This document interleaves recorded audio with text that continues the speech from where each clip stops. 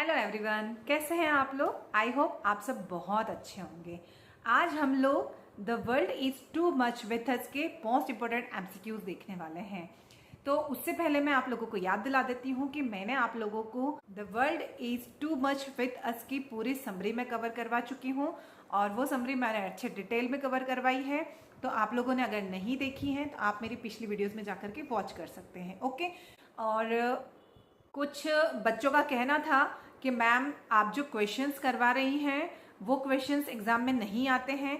तो मैं आप लोगों को 2018 की एग्ज़ाम के कुछ क्वेश्चंस हैं जो कि अभी तक मैं जितना सिलेबस कंप्लीट करवा चुकी हूँ उससे रिलेटेड कुछ क्वेश्चंस मैं दिखा रही हूँ आप लोगों को कि ये क्वेश्चंस एग्ज़ाम में आए हैं और ये क्वेश्चंस मैंने आप लोगों को कवर करवाए हैं। ओके। तो मतलब 3 या 3 से ज़्यादा क्वेश्चंस ऐसे हैं जिनको मैंने आप लोगों को कवर करवाए हैं और वो क्वेश्चंस एग्जाम में आए हैं। तो आप लोग पूरा अपने ऊपर कॉन्फिडेंट रखिए और मैं जो भी करवा रही हूँ वो सब कुछ सिलेबस से रिलेटेड ही करवा रही हूँ। आप लोगों को सिलेबस के बाहर कुछ नहीं करवा रही हूँ। हो सकता है जो मेरे क्वेश्चंस की लैंग्वेज है वो थोड़ी सी इजी है या फिर मैं डायरेक्टली समरी के बाद ही उससे रिलेटेड उस लेसन से रिलेटेड पूरे क्वेश्चंस करवाती हूँ। तो उसमें क्या होता है कि जो क्वेश्चन है उसमें उस लेसन का नेम और उस लेसन के राइटर का नेम नहीं होता है। तो ऑब्वियसली कैसे होगा, क्योंकि जो लेसन मैंने आप लोगों को करवाया है उसी से रिलेटेड सारे क्वेश्चंस बेस्ड होते हैं। तो वो थोड़ा सा कॉमन सेंस होता है और हम लोग MP TET pre exam grade 1 की प्रिपरेशन कर रहे हैं। तो ये थोड़ी सी हमारी अंडरस्टैंडिंग भी होना चाहिए कि एग्जामिनर सीधा हमसे नहीं पूछेगा, घुमा फिरा कर पूछ सकता है। तो हम लोग अपनी पूरी तैयारी अच्छे से करें और अपने नोट्स अपने हाथों से बनाएं ताकि आप लोगों को एग्ज़ाम में पूरा मतलब अच्छे से आप लोग एग्ज़ाम में अपने आंसर टिक कर पाएँ। ओके। और मैं जो करवा रही हूँ आप लोगों को वो सिर्फ एक प्रैक्टिस है। ओके। वो पूरा मैं भी 100% नहीं कह सकती हूँ कि हाँ इसी में से आएगा, लेकिन मेरा सिर्फ उद्देश्य इतना सा होता है कि आप लोगों को ऑप्शनल में थोड़ी आप लोगों की प्रैक्टिस हो जाए, है ना। और एग्जाम में अगर उससे रिलेटेड कुछ पूछ लिया जाए तो आप लोगों के माइंड में वो कहीं ना कहीं क्लिक हो जाना चाहिए कि हाँ ये हमने इससे रिलेटेड कुछ तो पढ़ा था हमने। ओके। तो इसीलिए मैं आप लोगों को पूरा लेसन करवाती हूँ, उसकी समरी करवाती हूँ, उससे रिलेटेड पूरा जैनर थीम, है ना, और उसमें क्या क्या टर्म्स होती हैं उससे रिलेटेड मैं आप लोगों के लिए मोस्ट इंपोर्टेंट कोट्स भी ला रही हूँ। तो आप लोग थोड़ा सा अपने ऊपर खुद के ऊपर विश्वास कीजिए, है ना, और अपने माइंड को थोड़ा पॉजिटिव रखिए कि हम जो पढ़ रहे हैं वही एग्जाम में आने वाला है। बस एक यही चीज अपने एग्जाम में अपने माइंड में फिट कर लीजिए, क्योंकि अगर आप लोग पॉजिटिव सोचेंगे और अपनी तैयारी पॉजिटिवली करेंगे तो हो सकता है कि आप जो पढ़ रहे हैं वही एग्जाम में आ जाए। ओके। तो मेरा बस इतना ही कहना है कि आप लोग बिल्कुल भी डाउट मत कीजिए। हो सकता है थोड़ा सा 19-20 हो जाता है, लेकिन ऐसे ही क्वेश्चंस एग्जाम में पूछे जाते हैं। ओके। तो अगर आप चैनल पर नए हैं तो चैनल को सब्सक्राइब कर दीजिएगा और बेल आइकन प्रेस कर दीजिएगा। बेल आइकन प्रेस करेंगे तभी आपको मेरे सारे वीडियोस टाइम टू टाइम मिलते रहेंगे। ओके। चलिए तो हम शुरू करते हैं हमारी एमसीक्यूज वाली सीरीज और आज हम 50 क्वेश्चंस देखने वाले हैं the world is too much with us की। ओके। चलिए तो इसका फर्स्ट क्वेश्चन है हमारा, who is the poet of the world is too much with us. ये जो पोयम है the world is too much with us, इसके पोइट कौन है? तो इसके पोइट है विलियम वर्ड्सवर्थ। ओके। चलिए नेक्स्ट क्वेश्चन है क्वेश्चन नंबर 2 हमारा, in which year was the world is too much with us first published. सबसे पहली बार कौन से ईयर में ये पब्लिश्ड हुई थी? तो ये सबसे पहले 1807 में पब्लिश्ड हुई थी। ओके। 1807 में। और इसको लिखा कब गया था ये मुझे आप कमेंट करके बताइएगा कि the world is too much with अस कब लिखा था विलियम वर्ड्सवर्थ ने। चलिए नेक्स्ट क्वेश्चन है हमारा question number 3, in which collection does this poem appear. कौन से कलेक्शन में इस पोयम को अपीयर किया गया है? इस पोयम में कितने वॉल्यूम्स हैं, इसके कितने कलेक्शंस हैं? ओके। तो ये पोयम इन 2 वॉल्यूम, ये 2 वॉल्यूम में अपीयर हैं। ओके। चलिए नेक्स्ट क्वेश्चन है क्वेश्चन नंबर 4 हमारा, which type of sonnet is this poem. इस पोयम में सोनेट कौन सा है, कौन से टाइप का सोनेट है ये, है ना। ये जो पोयम है ये एक सोनेट में लिखी गई है, तो वो कौन सा सोनेट है वो हमको बताना है। तो वो है पेट्रार्चन सोनेट। ओके, और इसके बारे में मैंने आप लोगों को जब समरी वाला पार्ट करवाया था तब बताया था कि ये एक पेट्रार्चन सोनेट है और इसको इटालियन सोनेट भी कहा जाता है। चलिए नेक्स्ट क्वेश्चन है, क्वेश्चन नंबर 5 हमारा। How many lines does the world is too much with us have. कितनी लाइन्स है इस पोयम में, इस पोयम में कितनी लाइन्स हैं। तो हमने देखा था कि 8 लाइन्स तो हमारी ऑक्टाव की थी, ओके, और 6 लाइन हमारी सस्टेट की थी, तो टोटल हो गई हमारी 14 लाइन। तो ये कितने लाइन्स की पोयम हो गई, ये हो गई है 14th लाइन की पोयम। ओके, चलिए नेक्स्ट क्वेश्चन है, क्वेश्चन नंबर 6 हमारा। What is the rhyming scheme of the octave in this poem. इस पोयम में जो ऑक्टाव है, जो 8 लाइन्स हैं, उन लाइन्स की राइमिंग स्कीम क्या है। तो हमने देखा था कि उसकी राइमिंग स्कीम थी हमारी A B B A. Okay, ये हमारी राइमिंग स्कीम थी उसकी, ये आप लोग याद रखिएगा, और अगर याद नहीं रहती हैं तो आप इसको नोट डाउन कर लीजिएगा अपनी कॉपी में, लिखा हुआ हमेशा याद रहता है। ओके, और ये जो क्वेश्चंस है, कुछ स्टूडेंट बोलते हैं कि मैम ऐसे क्वेश्चंस नहीं पूछे जाते हैं, तो मैं उन लोगों को बता देती हूँ कि ऐसे ही क्वेश्चंस पूछे जाते हैं।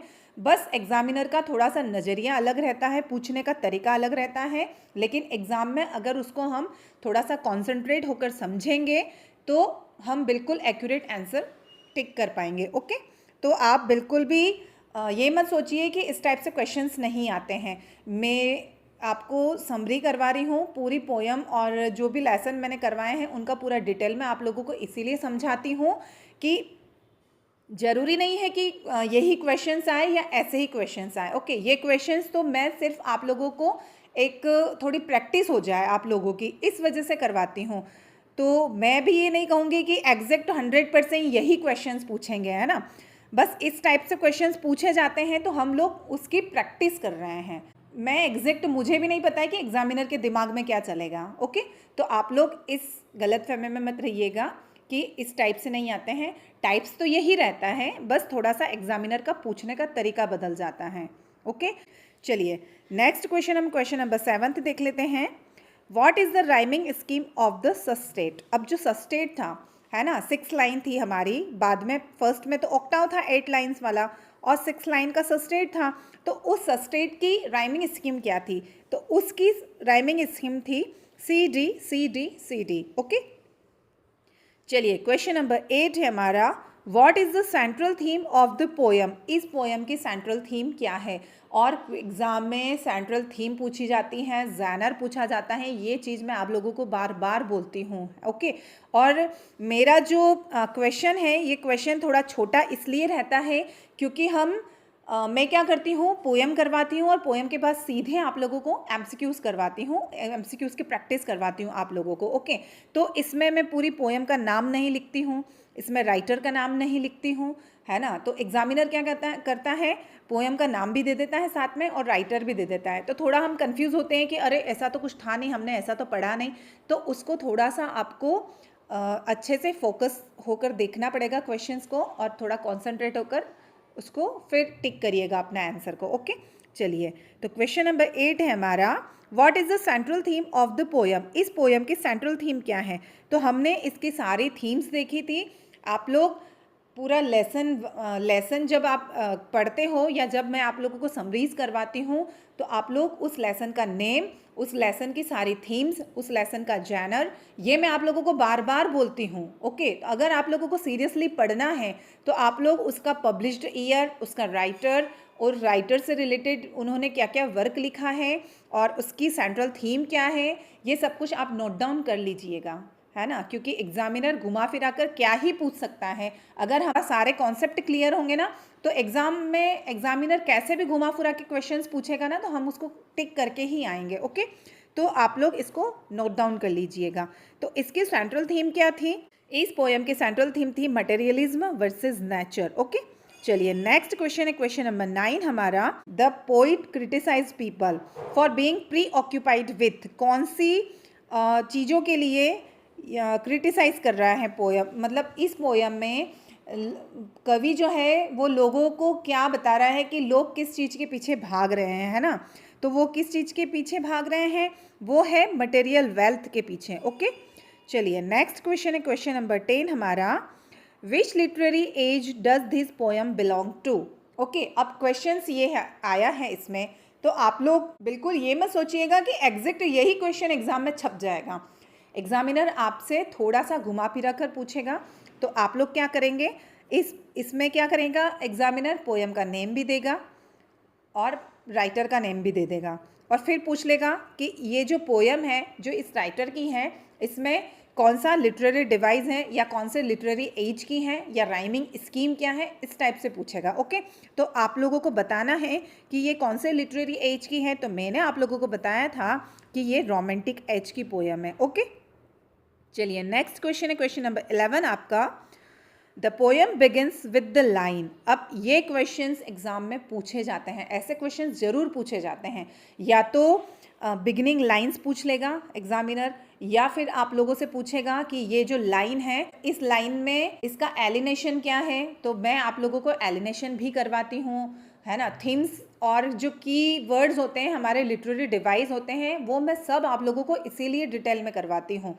तो इस पोएम के बिगिनिंग लाइंस क्या थी, तो इस पोएम के बिगिनिंग लाइंस थी हमारी, the world is too much with us late and soon. Okay, चलिए अब ये जो लेट एंड सून है, एग्जामिनर कभी कभी ऐसे भी पूछ लेता है, ये जो पोएम है, इस पोएम में जो ये लाइन है और इस लाइन में ये वर्ड है लेट एंड सून, तो ये लेट एंड सून क्या है ये, तो ये एक ऑक्सीमोरॉन है। ओके, और मैं इस चीज़ को पूरा आपको डिटेल में अच्छे से पढ़ाऊंगी, पहले हमारा सिलेबस कंप्लीट हो जाए, क्योंकि सिलेबस कंप्लीट नहीं होगा उससे पहले ही मैं आप लोगों को ऑक्सीमोरॉन, सिमिली, मेटाफर ये सब कुछ पढ़ा दूंगी ना, तो फिर उसका मैं कैसे आप लोगों को एग्जाम्पल दे के समझाऊंगी। जब हमारा सिलेबस ही कंप्लीट नहीं होगा, मैं बताऊंगी आपको, रॉबर्ट फ्रॉस्ट की पोएम बता दूंगी मैं आप लोगों को, ये पोएम है, तो अगर हमने वो पोएम पढ़ी ही नहीं होगी तो आप लोग कैसे उसमें टिक कर पाएंगे। ओके, तो हम पहले पूरे सिलेबस में पूरा टॉपिक वाइज टॉपिक पूरा देखेंगे हम।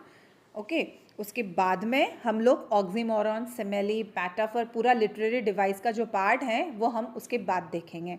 ओके, चलिए तो नेक्स्ट क्वेश्चन है हमारा question number 12, the phrase late and soon refers to. ये जो फ्रेज है लेट एंड सून, ये रिफर्स करती हैं, ये किसको रिफर्स कर रही हैं, तो ये पास्ट एंड फ्यूचर को रिफर कर रही हैं। ओके, चलिए नेक्स्ट क्वेश्चन है क्वेश्चन नंबर 13 हमारा, which natural elements are mentioned in the octave. जो ऑक्टाव है, ऊपर की जो 8 लाइन्स हैं, उसमें कौन से नेचुरल एलिमेंट्स को मेंशन किया गया है, तो उसमें सी एंड वाइंड्स को मेंशन किया है। ओके, चलिए नेक्स्ट, उसमें हमने पढ़ा था ना कि सी जो है समुद्र अपना सीना चौड़ा करके, है ना, और वाइंड्स जो है वो बोल रही हैं, है ना, होलोज वाइन ऐसे करके हमने पढ़ा था ना। चलिए नेक्स्ट क्वेश्चन है क्वेश्चन नंबर 14 हमारा, the line little we see in nature that is ours. इसका मीनिंग क्या निकल रहा है, यहाँ पे जो लाइन है little we see in nature that is our, इसका मीनिंग निकल रहा है कि हम नेचर से क्या कर रहे हैं, हम नेचर से भाग रहे हैं, हम नेचर को कम समझ रहे हैं और हम नेचर के पास में नहीं जा रहे हैं, मतलब कि we are alienated from nature, हम नेचर से दूर जा रहे हैं। ओके, चलिए नेक्स्ट क्वेश्चन है क्वेश्चन नंबर 15 हमारा, the poet laments that humans are. Poet humans के लिए क्या बोल रहा है, मतलब कि जो लोग हैं वो क्या कर रहे हैं। ओके, तो वो क्या कर रहे हैं, टू मटेरियलिस्टिक, कैसे हो गए हैं लोग, टू मटेरियलिस्टिक, वो भौतिक वस्तुओं के पीछे भाग रहे हैं। ओके, चलिए नेक्स्ट क्वेश्चन है क्वेश्चन नंबर 16 हमारा, the tone of the poem is. तो इस पोएम में टोन कैसा था, तो इस पोएम का टोन था नॉस्टैल्जिक एंड मोर्नफुल, इसका टोन था। ओके, चलिए फिर नेक्स्ट क्वेश्चन है हमारा question number 17, which mythological figure in mentioned as rising from the sea. कौन से माइथोलॉजिकल फिगर के बारे में मेंशन किया है इस पोएम में, तो हम लोगों ने पढ़ा था इस पोएम में कि इस पोएम में 2 देवताओं के बारे में बताया है, जो समुद्र के देवता हैं, जो समुद्र से आते हैं, तो वो हैं प्रोटियस, और एक और देवता थे ट्राइटन, जो कि सीप की ध्वनि निकालते थे, है ना, शंख बजाते थे। तो समुद्र के देवता कौन है इसमें, तो वो है प्रोटियस। ओके, चलिए नेक्स्ट क्वेश्चन है हमारा question number 18, Proteus is associate with. जो प्रोटियस देवता हैं वो एसोसिएट करते हैं किसको, तो वो सी को एसोसिएट करते हैं। ओके, वो समुद्र के देवता है ना। चलिए नेक्स्ट क्वेश्चन क्वेश्चन नंबर 19 हमारा, which god is described as blowing his wreathed horn. जो हॉर्न बजाते हैं ना वो देवता कौन से हैं, तो वो मैंने अभी आपको बता दिया कि वो ट्राइटन थे, है ना, जो शंख बजाते थे। ओके, चलिए नेक्स्ट क्वेश्चन है, क्वेश्चन नंबर 20 हमारा।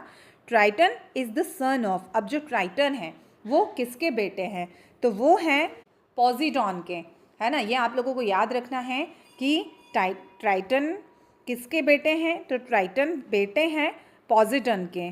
ओके, चलिए नेक्स्ट क्वेश्चन है, क्वेश्चन नंबर 21 हमारा। What is the sordid boon mentioned in the poem? ये क्वेश्चंस एग्ज़ाम में पूछा गया है।